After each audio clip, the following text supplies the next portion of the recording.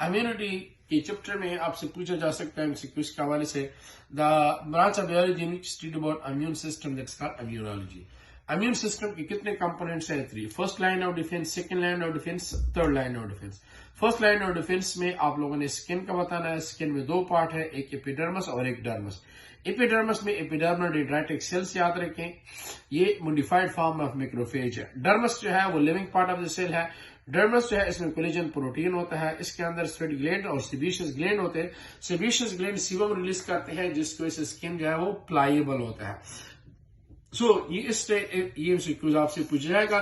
दूसरा जो है इसमें आपने याद रखना है कि सेकंड, ये तो एक स्किन हुआ। दूसरा जो है अगर यहां से कोई मटेरियल एंटर होती है तो वो लेट सपोज स्टमक से गुजर रही है, तो स्टमक जो है उसके पैराइटल सेल या ग्लैंडिक सेल जो है वो रिलीज करेंगे HCl। HCl की वजह से जो है उसको खत्म किया जाएगा। इसके अलावा अगर वो रेस्पिरेटरी सिस्टम में जाती है तो उधर ट्रेकिया होता है, ट्रेकिया में सेलिया होते हैं। सो वो उसको इनगल्फ करेगा, उस मटेरियल्स को पुश करेगा टुवर्ड डाइजेस्टिव सिस्टम, वो स्टमक के जरिए से उसको खत्म किया जाएगा। ये आपकी फर्स्ट लाइन और डिफेंस में आपका स्किन हुआ। ये आप लोगों ने इसमें ये जो मेन पॉइंट्स मैंने बता दिए ये करने हैं। इसके अलावा दूसरा जो है इसमें आपको सेलिया और फ्लैजेला वो ट्रेकिया में पाया जाता है। और तीसरा आपको स्टमक के बारे में मैंने बता दिया। सेकेंड लाइन और डिफेंस में अगर हम बात करें तो इसमें मैक्रोफेज की बात होती है। मैक्रोफेज कैसे बने? पहले बोन मेरो में पाए जाते हैं स्टेम सेल, उससे बनने हैं प्रोमोनोसाइट। प्रोमोनोसाइट जब आ जाते हैं ब्लड में तो इससे बनेंगे मोनोसाइट। जब ये टिश्यू में चले जाएंगे तो इसको कहते हैं मैक्रोफेज। जस्ट लाइक लिवर में मैक्रोफेज है, कप्फर सेल्स है, इस तरह जो लंग्स में है अल्वियोलर मैक्रोफेज है। उसके बेसिस पे ये लार्जेस्ट व्हाइट ब्लड सेल्स है, याद रखना है। ईट अवे पस, ये भी एमसीक्यूज के बेसिस पे है, पस को कहा जाता है। ये मैक्रोफेज का वाल्व है। दूसरा जो है ये चूंकि लार्जेस्ट व्हाइट ब्लड सेल्स भी है। दूसरे इसमें हमारे पास एमसीक्यूज आता है neutrophil. The most abundant white blood cells कौन से हैं? न्यूट्रोफिल्स है। डिड न्यूट्रोफिल्स क्या बनाते हैं? पस बनाते हैं। एमसीक्यूज के बेस पे याद रखना है। नेचुरल किलर सेल्स क्या रिलीज करते हैं? ग्रेन्जाइम्स। ग्रेन्जाइम में क्या है? एक परफोरिन और एक प्रोटीन। ये याद रखना है। परफोरिन पोर्स बनाएगा जिसमें सल्यूट एंटर होगी, चूंकि मैकेनिज्म का वो नहीं पूछते और उसको डाइजेस्ट किया जाता है। कॉम्प्लीमेंट्री सिस्टम में जो है अमीनोग्लोबुलिन जी इन्वॉल्व होता है, वो उसको एक्टिवेट करेगा। उसके बाद जो है फिर एंटीबॉडीज अमीनोग्लोबुलिन जी। इसके बाद जो है फिर इसमें न्यूट्रोफिल भी आ सकते हैं, मैक्रोफेज भी आके इसको फेगोसाइटोसिस करेगा। ये इसमें है।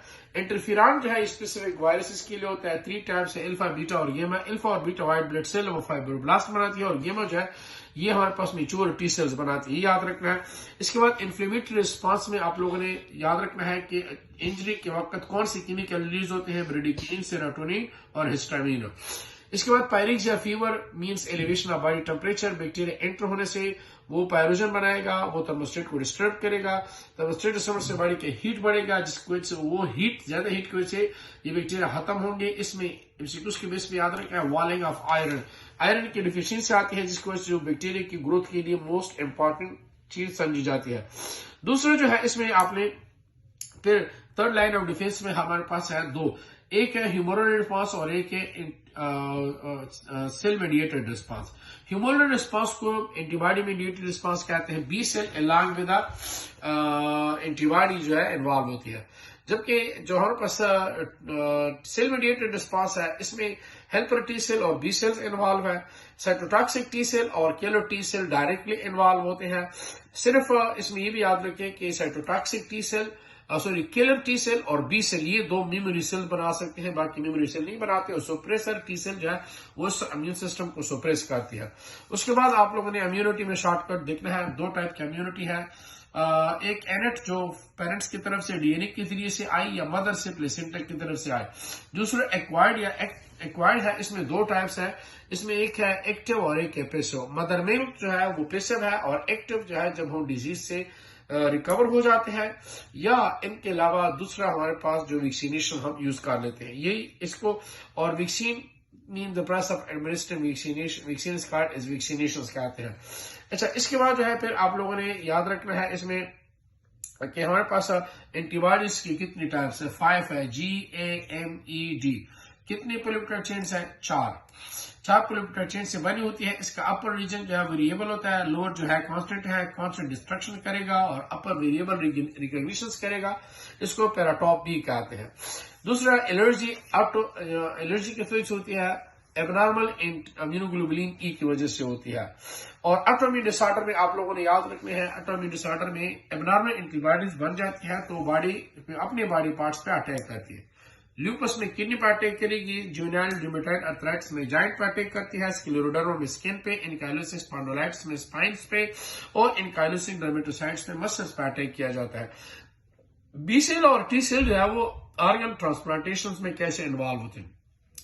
जब हम ऑर्गन ट्रांसप्लांटेशन करते हैं तो पहले हम ब्लड ग्रुप मैच करते हैं, उसके बाद जो है फिर ह्यूमन टी लिम्फोसाइट्स हम वो मैच करते हैं 3 आउट ऑफ 6।